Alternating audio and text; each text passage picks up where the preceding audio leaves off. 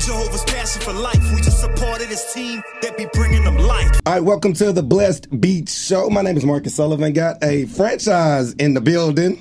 What it do? Icon, A-Sound favorite, Steve Francis in the building. What's up, homie? How you doing, man? Thanks for letting me come through. Everything good. And I know promoting this on social media, a lot of people like, man, ask him this, ask him that. And I know a lot of youngsters like, man, I know that name. Yeah. I heard it in the... When did you realize people still call you the franchise? Some people do, you know, the older crowd. Yeah. But a lot of people now call me Mr. Francis because I got kids. So. Yeah, Mr. Francis. Yeah. Take us back real quick. When they first coined that term, franchise. Let's go back to '99.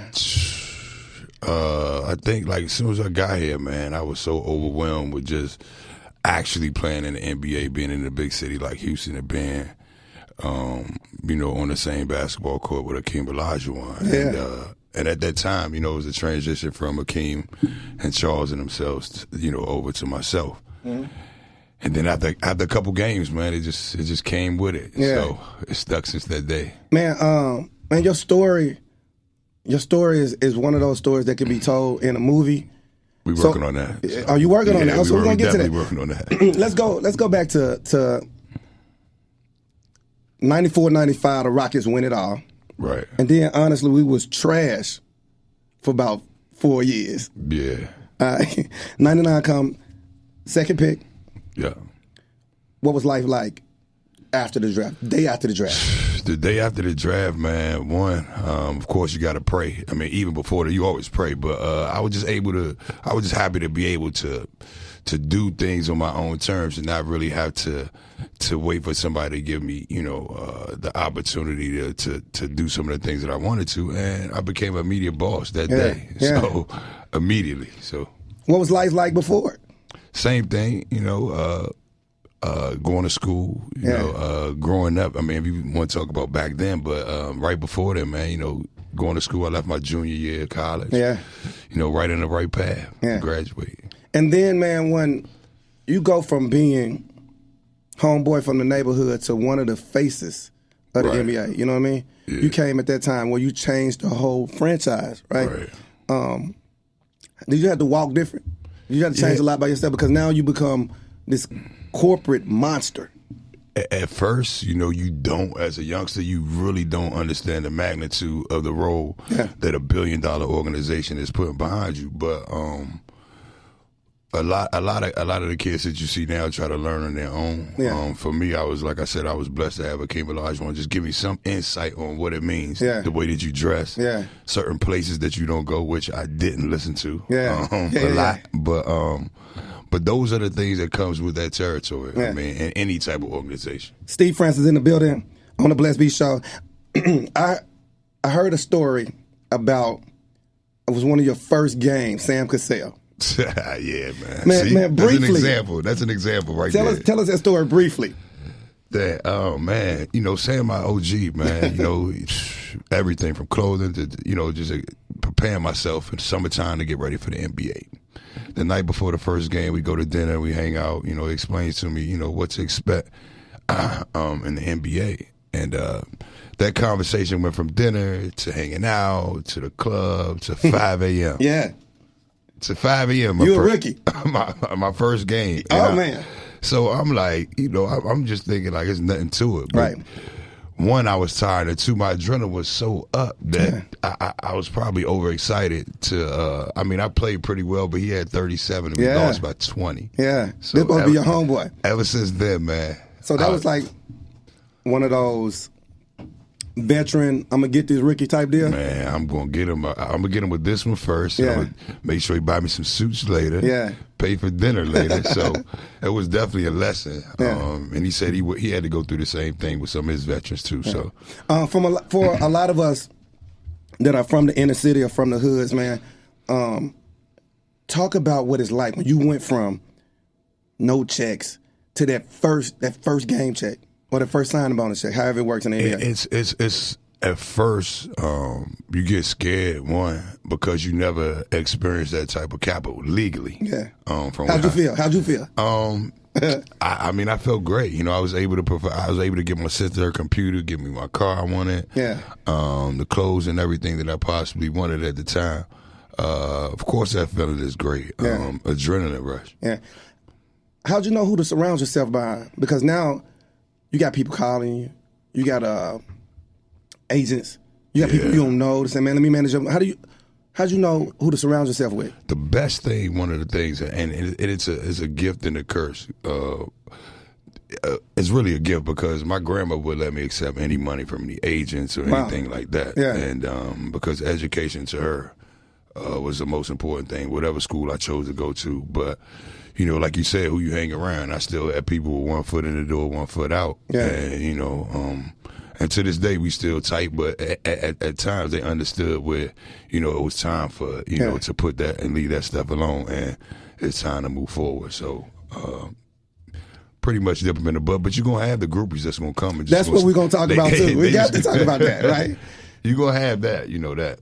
You think today, in today's time, man, going back, there should be a class or something taught on, like you said, the groupies or the money spending? I think now the Players Association, they are, you know, stepping up. They got guys like TJ Ford. They got guys like Rod Strickland. They got guys in the Players Association who do reach out and talk to them. But I think they should give it to them raw like this. Yeah. If you got to do it to where you got to hold your words back and give them a real example, because they going into the real world with millions of dollars, and everywhere you go, everybody's on top of you. So that is, like you said, that's something good. I might think about spitting that to them, but that's something that I'm going to jog your memory.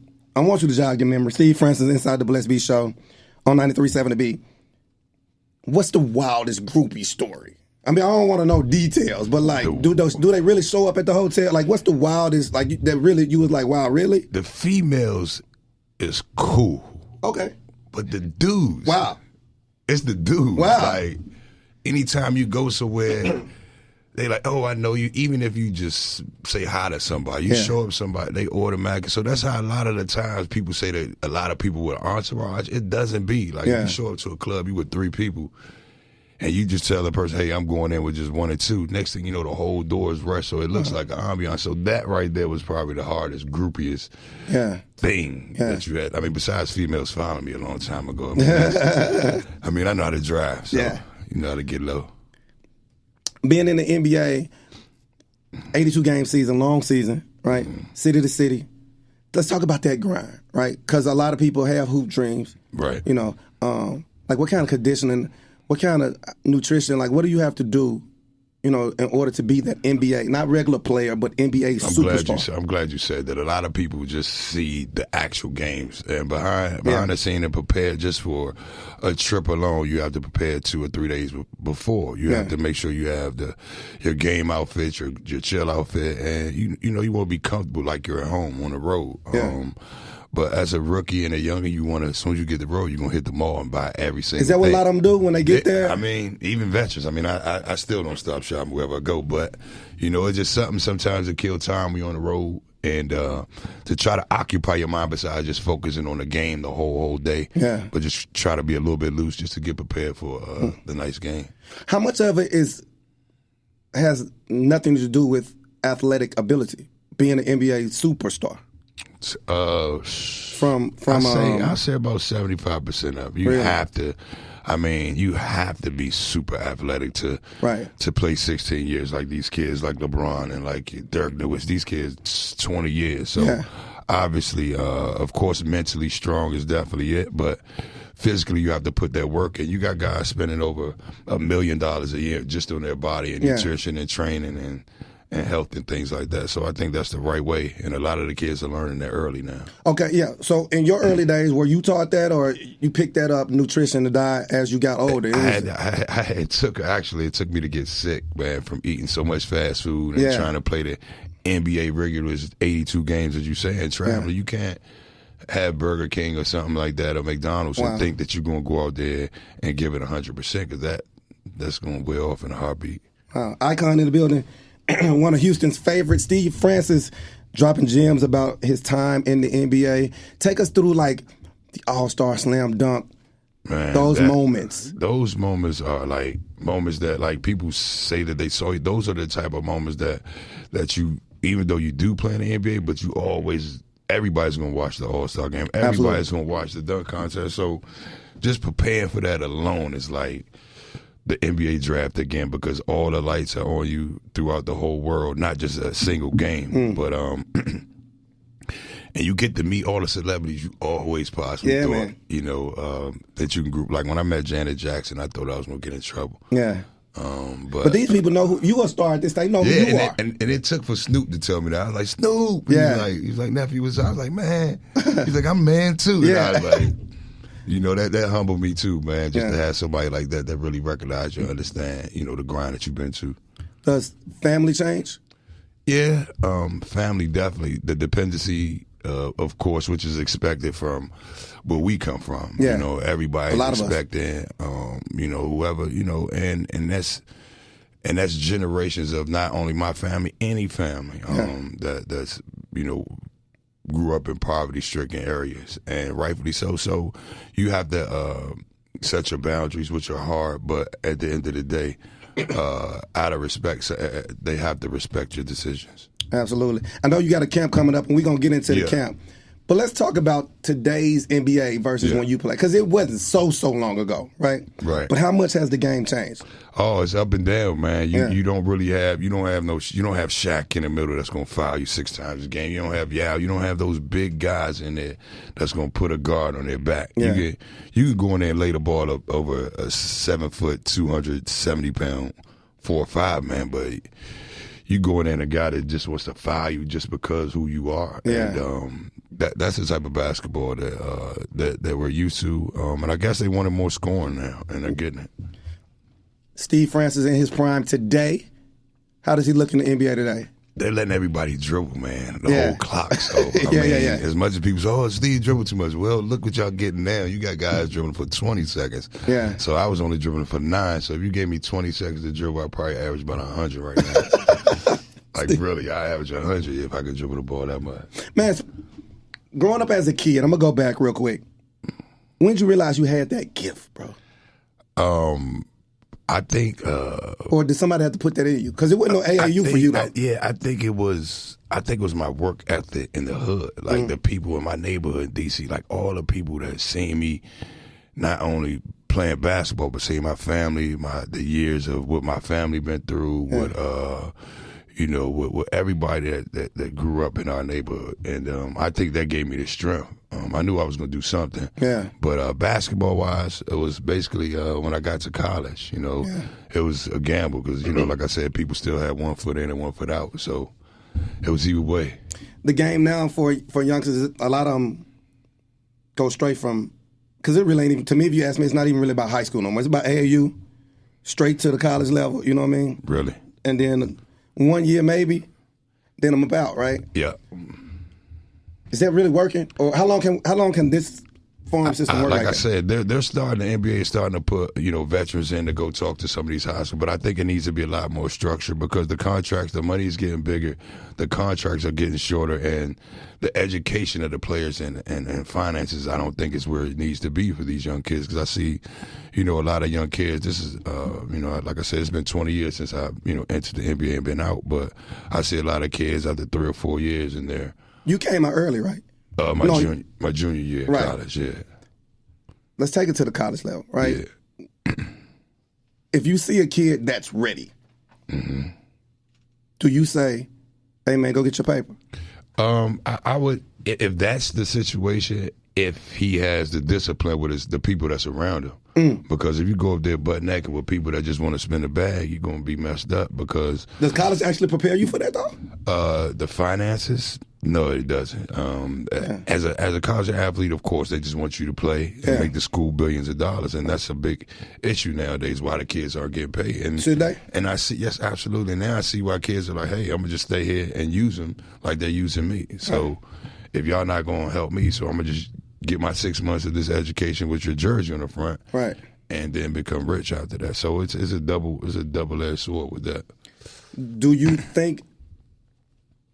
Will they ever let that stronghold go and say, man, because at one point they stopped saying no more one and dones. They were holding you in there. Yeah, I think they're gonna have to eventually. I still see that guys, even like the old school Ed O'Bannon, he still has it out against the NCAA as far as the marketing, as far as being on the cover. They took a lot from that dude. Yeah, and I was also mentioning that because I was on the front of the college basketball game and didn't receive anything. So there's a lot of things that a lot of footwork is being done as far as trying to clean the NCAA up, and also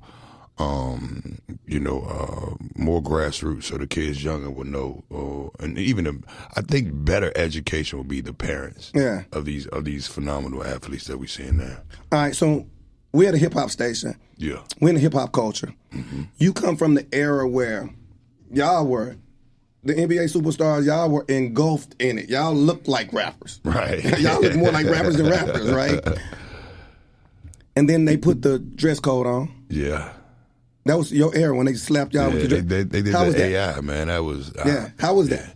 It was tough, but it was basically like what it is now. It's the good old boy system, of course. And I'm not saying that these are billionaires who own teams of their side jobs, so they're just happy to show to their family that, hey, these are our players in those teams. So they had to try to take a stand similar to what the NFL with the the knee and all that. So full circle, hopefully that they'll just let athletes be athletes and play. Yeah. All right. So you got a camp. Yes, sir. Let's talk about that real quick. First and foremost, why? My son, man. My son just turned 11. He got game, Steve? Listen, my son. I told myself I wouldn't touch a basketball again until my son actually asked me. So he's been playing baseball. He's been playing basketball here and there. So over the last year, he's really been serious. He actually asked me. So once he said that he wanted to play, so I started picking the basketball up again. Here we go. Does your son know that his dad is the franchise? Does he know? My daughter does. She's 13. My son is 11. He doesn't. He's more into baseball than the Kyrie Irving. So and you gotta respect that, But once he get a little bit older, I think once his skills start to develop and catch up, I think he'll start to notice. I mean, I'm sure people have to be like, man, you know who your daddy is? You know what I mean? He's completely opposite of me, man. He's a laid back. I mean, I'm laid back, but just to see somebody handle so much at that age, So he asked you, you pick up the ball, y'all go to the gym, right? And I ain't stopped since, man. Do you see it in him? Does he have it in him? Yeah. I mean, he has something in him. As far as being an athlete, he loves science and all of that. So he plays every single sport. So and just like any other dad, there's no pressure on him to do anything. That's what I was going to ask you, None of it. If he doesn't play basketball, he actually calls himself Steven, so he doesn't say Steve. So that's true. That's a big man step. And when I called him that, he doesn't like being called. So, you got to fill those gaps in some of the things that you missed growing up, and that's the best thing that you can do. You lost a step? Or two? Or four? Heck yeah, man. Oh, my God. Not from the NBA, but from one-on-one in the gym with your son. You lost a step? Nah. One-on-one, I mean, I could do it as far as, like, playing the game. But, yeah, man, sharpening my skills now.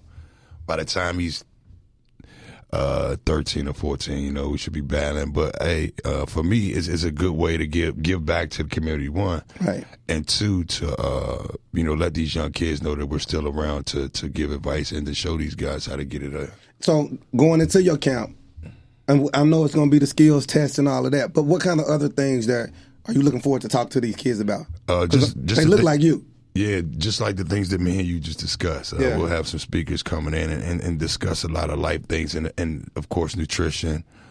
Coach T, who owns Crossover Athletics, she's been real adamant of the structure as far as the people that we bring in to make sure that they have an experience when they walk inside Crossover Athletic Facility. Yeah. And, like I said, to build Brandon in there. Yeah. I mean, that's the best thing to do right there. Bro, I had Michael Vick on the Blessed Beatz Show, right? And I look at him like I look at you like an icon. Y'all people, both of y'all kind of changed the face of the league for the time that y'all were in. And I asked him, yo, you lost a step. And he was like, man, of course, just like you answered. And then I said, man, what about coaching on a professional level? Can Steve Francis see himself putting on that suit and tie and grabbing that clipboard? Patience, man. Yeah. It depends. I think you would be the dude who be like, watch out, let me just show you. Patience. Patience, but I'm developing it now. Like I said earlier with my son, he's 11, man. So developing patience and then, knowing the game. Just actually knowing the game and X's and O's. And a lot of people have to read a lot of books to catch up, as you see a lot of these coaches. Yeah. Even one of my son's coaches in one of these leagues he played, he doesn't ask me for advice. So I'm like, cool. My son think the guy's the best coach in the world. And he doesn't know what the hell he's doing anyway. Okay. But out of respect for him, I'm not going to try to step on his toes and coach the team. I'm going to just, invite him to our camp for free and just let him see it then. Yeah. You know what I'm saying? Instead of, just let my son see, hey, it's not about me. This is your team. This is what you decided to do. Yeah. But when you get into a crossover, it's going to be different. So. How many days is this camp? The 27th through the 29th, we're at crossover. So I think the experience of individual skills, a lot of AAU teams will be, hopefully they'll be able to come in and recommend some of their kids to come over and get some training instead of traveling out of state. Yeah. And hopefully we can start it there. I think that'll be a great, if you're listening on 937 to be a great Christmas present to get somebody, especially the young athletes. Absolutely. Yeah, get them that gift to go ahead and show up to the camp 27th through the 29th. The Crossover Athletic. Yeah. You can check us out. And like I said, in the holiday season, coming into a new year, hopefully the Rockers can continue to win like last night. I'm about to ask you about that. Right? Man. Yeah, it's been tough. It's hard when you try to adjust the team. A lot of players sign contracts and trying to, fit Carmelo in, and hopefully they got into a meeting, into a groove or something. Was that a bad move? I'm putting you on the spot. Nah, it wasn't, man. Carmelo, they just didn't know how to do it. They try to rush something so fast with the media and the fans, and it was too much pressure for the coach. So the expectations was high. We was literally a quarter away from the finals. Man, the expectations was through the roof. I was like, yeah, we got him this year. Yeah. But sometimes take a step back to step forward. You know what I'm saying? Yeah. And hopefully, I'm not saying Melo was a step back, but that mix didn't work for the Rockers. Yeah. Let me get your prediction right now. Who wins it all this year? Who wins it all this year? It depends. Come on now, Steve. It depends because the Clippers playing good, but come on now, Steve. Can't nobody beat Golden State. Okay. Because I always say I'm gonna just keep it one. Yeah, you got to beat them 4 times out of 7. That ain't happening. Nah, not with a 7-foot Jordan out there with Kevin Durant to shoot wherever you want to shoot it. Yeah. So it's hard to block his shot. But hey, you never know. Teams can get hot. Like certain teams got their picks. Like Utah is a tough matchup for Houston, even though they beat them last year. New Orleans is a tough matchup. So the West is going. The Clippers are doing good this year, so the West is. Who do you watch in the league right now and say their game is was like my game? Because you had, you had the wiggle, you had everything. You dunking it. I wouldn't say. I just like basketball. I like players, man. I like players who get after it on both ends of the court. And even you might think it's crazy, but the kid, the Holiday, the kid that plays for New Orleans, I think he's all around. Even though he's not flashy, he doesn't score those 30s and 40s, but he keep his team in the game. So I really like the way he play. Of course, I like Chris CP3. He's doing a good job. Right. He's been doing it for year in, year out.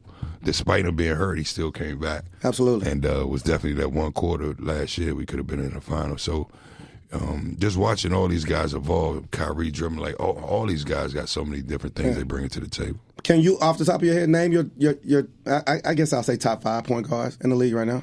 And not off the top of your head? I don't even know 5 of them. Let me see.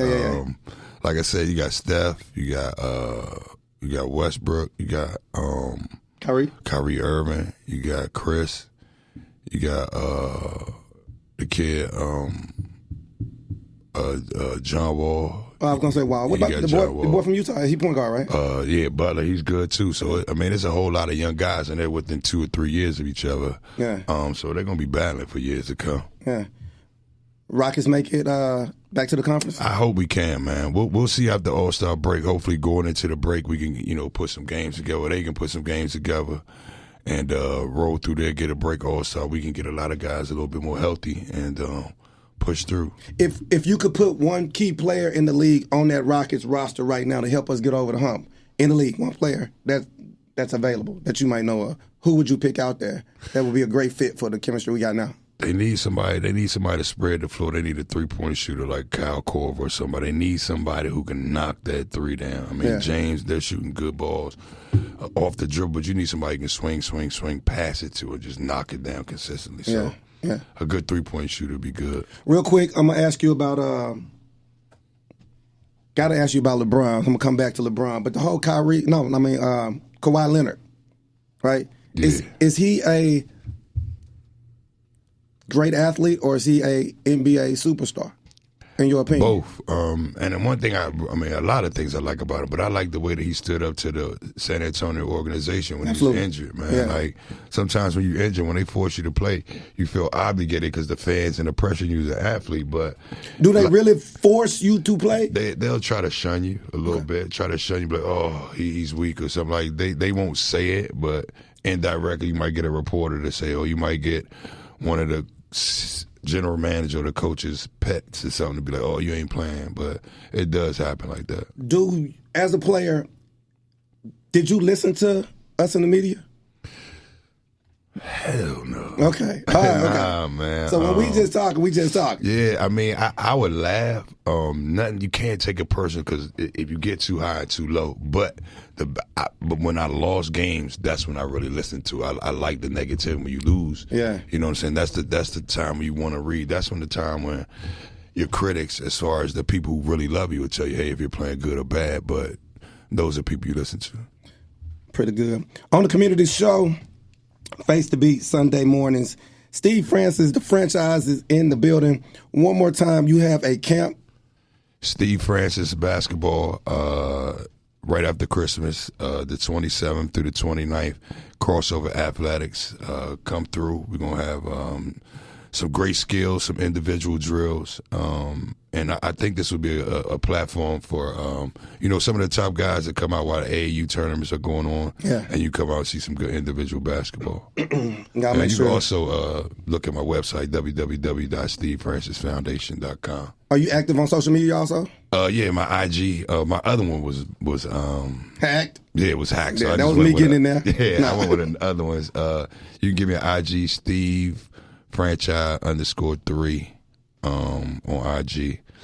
I play around on that a little bit here and there, but yeah, man, definitely come out, support Houston. I can't wait to come back on the show, man. Absolutely, I'll put you on there. You still keep up with a lot of your old teammates that was on the roster? Just the gangsters. But yeah, I keep up with a lot of the guys. Catino, Charles Oakley, a lot of the older guys. So. Yeah.